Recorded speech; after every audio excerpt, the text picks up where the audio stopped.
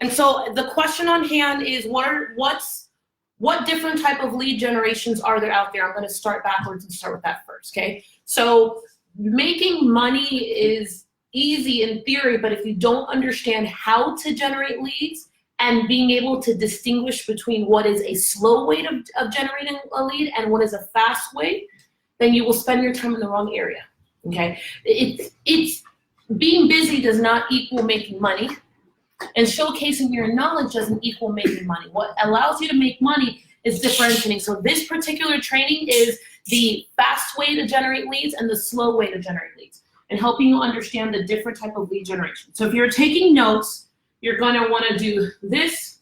So this is lead generation, okay? This is the slow way of generating leads. This is the fast way, okay? And the slow way would be a social media post. It's a simple post about your product or service. We have an event. Here's the event. Blogging.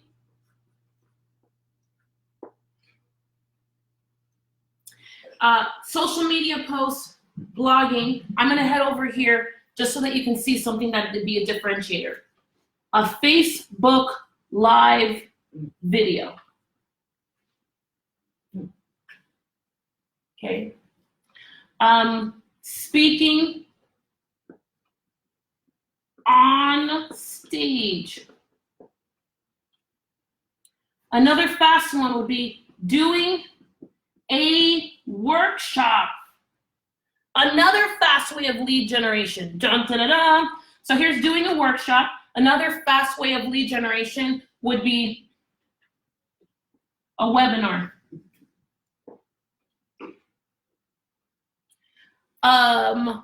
Slow way of lead generation for me would be networking.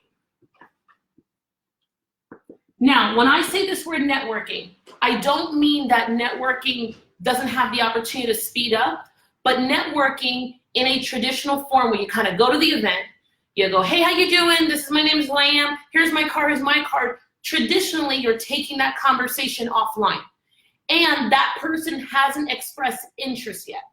So because you can't express interest at the moment, then because you can't express interest at the moment, you have to develop the interest after the fact, which means we can't get to the sale without interest, right?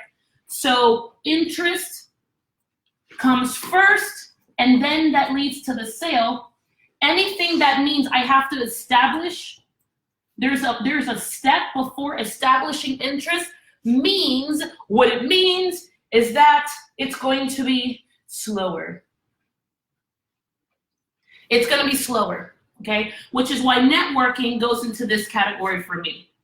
Now, there are times where you're going to be networking and you're going to meet somebody and it's going to be like, oh my gosh, I've been waiting for the last 58 years. I just talked to someone 2 seconds ago. I need you. But that like never happens. So it's like once in like 2 years that happens, where that person's like, I just doesn't happen. So because that doesn't happen like that, it's imperative that you understand what's a slow method of networking and what would be a fast method of networking. Now, let me also say this. Understanding and getting a really good feel for what is slow versus what is fast is everything. Now, let me come over here. Let's make sure this is dry. All right. So phone calls, text messages,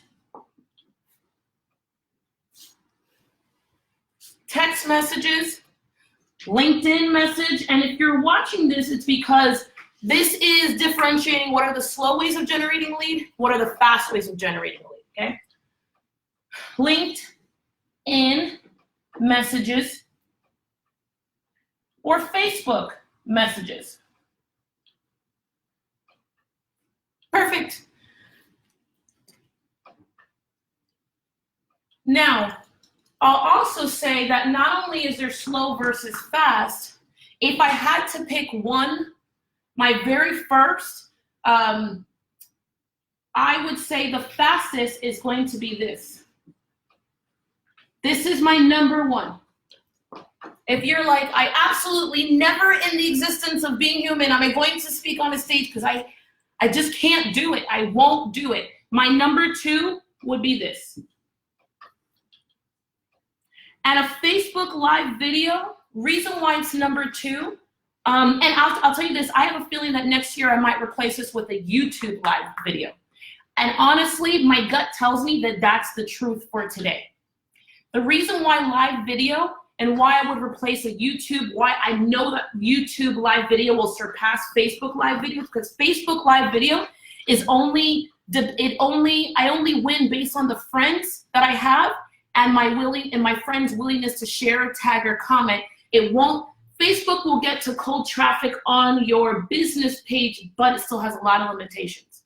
Whereas YouTube Live, I can do the same live video with the same equipment at the same time, and if someone is even mildly searching for anything, they can populate my live video and I can get to cold traffic.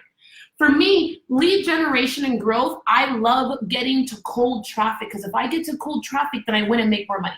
I already have, the warm traffic already knows me.